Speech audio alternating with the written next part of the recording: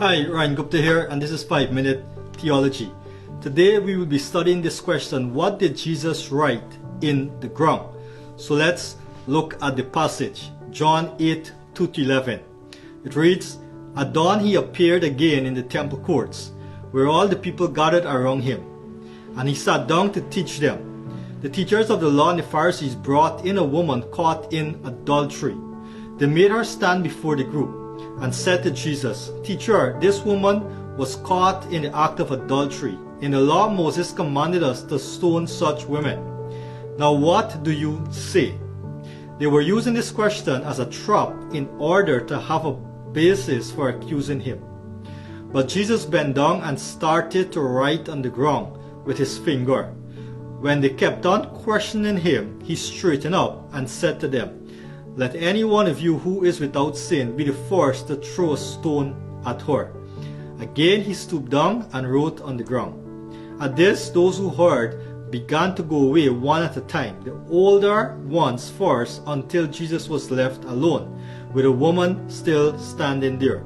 Jesus straightened up and asked her, 'Woman, where are they? Has no one condemned you?' 'No one, sir,' she said. 'Then neither do I condemn you,' Jesus declared. 'Go now and live your life of sin.'" In order for us to understand what Jesus wrote on the ground, we have to study this story in different parts. So this is part 1. In this part, we will study the use of the teaching method, remez. You see, in Jesus' day, the Jewish rabbis used a teaching method to teach their disciples, and this method was later called remez. Now, to understand what Jesus wrote on the ground, we have to study how the Jewish teachers used remez. What is remez? Remez is a Hebrew word meaning a hint or a clue. And remez comes in at least 3 forms: spoken, written, or action. So how did it work? When someone asks a rabbi a question, instead of giving a long explanation or instead of quoting an entire Bible verse, the rabbi would do or say something that would point the listeners to the scripture that had the answer. Now, in Jesus' day, the people knew the Old Testament by heart. From the time a boy was at the age of 12, he knew the Torah. An adult would have been familiar with the entire Old Testament. You see, in Bible times, those people were not like you and I. We have to go and read a passage, we have to go and look for a passage. But because there was no printing press in those days, the way you remembered passages were through your memory. So these people memorized the entire Old Testament. So they had the Old Testament in their minds, in their hearts. So memorizing the Old Testament would also help to keep the student's memory very sharp. So if the rabbi wanted to let the student know that the answer was in Leviticus, all he would do is say Leviticus or quote a part of the verse in Leviticus, or do something that reminded them about an event in Leviticus, and the student would know exactly what Leviticus said about the matter. So when somebody came up and asked a Jewish rabbi a question and he used the method of remez, he would give them a hint or a clue, and they would have to put one and one together to find the answer. Now, why is this important? This is important to understand because when Jesus was writing on the ground, he was using this method called remez to respond to his audience. So in order for us to understand or to know what he wrote, we have to understand that he is not writing out an entire response to their question, "Should we stone this woman?" What he wrote gives the people a clue or a hint where they would find his answer. So in another video, we will discuss what he wrote on the ground. But in this video, we want to look at how remez was used so that we can have a better understanding of what Jesus wrote on the ground. So let's look at some examples of remez in the Bible. Look at Luke 19, 5-10. It reads, "When Jesus reached the spot, he looked up and said to him, 'Zacchaeus, come down immediately. I must stay at your house today.' So he came down at once and welcomed him gladly. All the people saw this and began to mutter, "He has gone to be the guest of a sinner." But Zacchaeus stood up and said to the Lord, "Look, Lord, here and now I give half of my possession to the poor. And if I have cheated anybody out of anything, I will pay back 4 times the amount." Jesus said to him, "Today salvation has come to this house, because this man too is a son of Abraham. For the Son of Man came to seek and to save the lost." Now we have to understand that here Jesus is using remez. Jesus goes to the home of Zacchaeus, and the religious leaders, they are condemning this act. They are condemning Jesus' communication and fellowship with Lazarus. And Jesus quotes something. Where is he quoting from?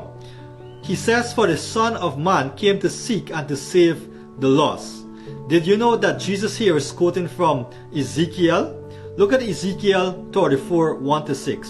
It reads, "The word of the Lord came to me, Son of man, prophesy against the shepherds of Israel. Prophesy and say to them, this is what the sovereign Lord says.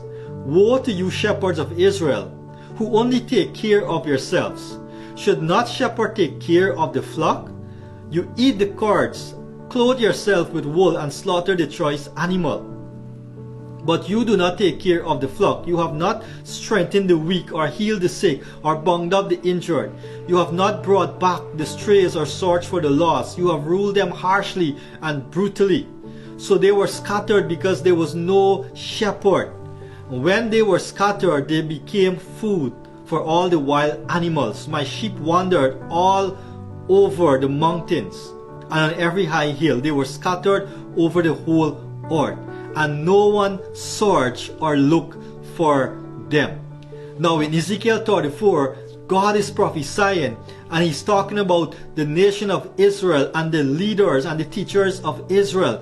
Those who were supposed to shepherd the people became false prophets, and they took advantage of the people, and they led the people astray. And in Jesus' day, this was the exact condition of Israel. Those who were supposed to go after the lost people, the religious leaders, they became hypocrites. They took advantage of the people. They took their money. They were not interested in the souls of the people. They were only interested in how they could better themselves. So let's compare it. Look back at Luke 19:10, where Jesus says, "For the Son of Man came to seek and to save the lost." And throughout Ezekiel chapter 34, this concept is there. When the Messiah comes, when God comes, he will come to seek and to save the lost. And so by just quoting one verse from Ezekiel, the minds of the religious leaders go back to the entire message of Ezekiel. What is the entire message of Ezekiel 34? The religious leaders are false prophets, are false leaders, are false shepherds. They're taking advantage of the people. They're not interested in the lost. They're only interested in themselves. So immediately, those who heard Jesus quoting from Ezekiel 34, again remember, these guys knew the Old Testament. They got the message that Jesus was saying to them, you are like those false leaders who are taking advantage of people, who are leading the shepherds astray, who are not going after the lost. Let's look at 2 verses in Ezekiel 34 to get a better understanding of what Ezekiel 34 is saying and why Jesus quotes from here. Look at verse 11. It says, "For this is what the sovereign Lord says, I myself will search for my sheep and look after them." That's what Jesus is saying in Luke 19. He came to save and to seek the lost. Now let's look at Ezekiel 34, 30-31. It reads, "Then they will know that I, the Lord their God, am with them, and that they, the Israelites, are my people, declares the sovereign Lord. You are my sheep, the sheep of my pasture, and I am your God, declares the sovereign Lord." So when Jesus said, "For the Son of Man came to seek and save the lost," he's saying a whole lot of things without saying it. But he's pointing them to Ezekiel 34 that they will get the message. He is saying he is God. He is the Messiah. He is the true shepherd that came to save Israel. And those who oppose him are the false teachers and the false prophets and the false leaders. Now you can begin to see how Jesus is using the method of remez. Instead of giving a long teaching, instead of telling them plain that they are false teachers and false prophets, they get the message because he is quoting from Ezekiel 34, and their minds go back to what the entire verse will say. Now let's look at another example of using remez. In Matthew 11, 2-3, this is the story of John the Baptist when he was put in prison by Herod. Verse 2 reads, when John, who was in prison, heard about the deeds of the Messiah, notice that he heard of the deeds of the Messiah, he sent his disciples to ask him, are you the one who is to come, or should we expect someone else? Now this is John who baptized Jesus, who heard God's voice, who saw the Spirit descending on Jesus like a dove, who saw all the evidence that Jesus was the Messiah. So here's the question, why is John doubting that Jesus is the Messiah? Just because he's in prison? When John says, are you the one who is to come, John is using the method of remez. John is quoting from Zechariah chapter 9. And in Zechariah chapter 9, this phrase is used, the one who is to come. But in Zechariah, it tells us what he will do. So when John says, are you the one to come? He is saying, Jesus, look back at Zechariah chapter 9 and look at what the Messiah will do. But there's something there that you are not doing. So let's look at Zechariah 9, 9-11. It reads, rejoice greatly, daughter of Zion. Shout, daughter of Jerusalem. See, your king comes to you. That is saying, the one who is to come. He will come. Righteous and victorious. Lowly and riding on a donkey, on a colt, the foal of a donkey. I will take away the chariots from Ephraim, and the war horses from Jerusalem.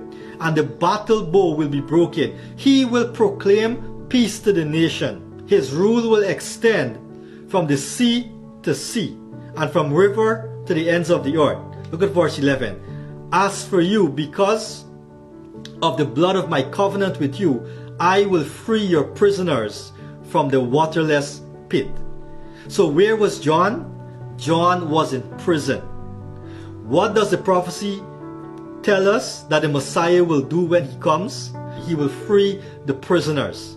So John here is saying, Jesus, are you the one to come in Zechariah chapter 9? Because I'm in prison and yet you haven't delivered me from prison. But we know that all of these things Jesus will fulfill, and prophecies sometimes are in parts. When Jesus came, he came to die. He came to be the suffering servant, and then one day he will fulfill all of these prophecies by conquering all nations and being the true Messiah to Israel. So John was kind of looking way ahead at what Jesus was supposed to do. But the point is, he was using remez. He pointed Jesus to this verse and says, Jesus, don't you remember the Messiah is supposed to deliver those prisoners? But then Jesus would respond again by the use of remez and quotes all those things that he's doing. The blind see, the lame walk. All those can be found in the prophecies of the Old Testament. So again here we see that Jesus and John, they're using remez with each other. And Jesus knew that he wasn't going to allow John to be set free.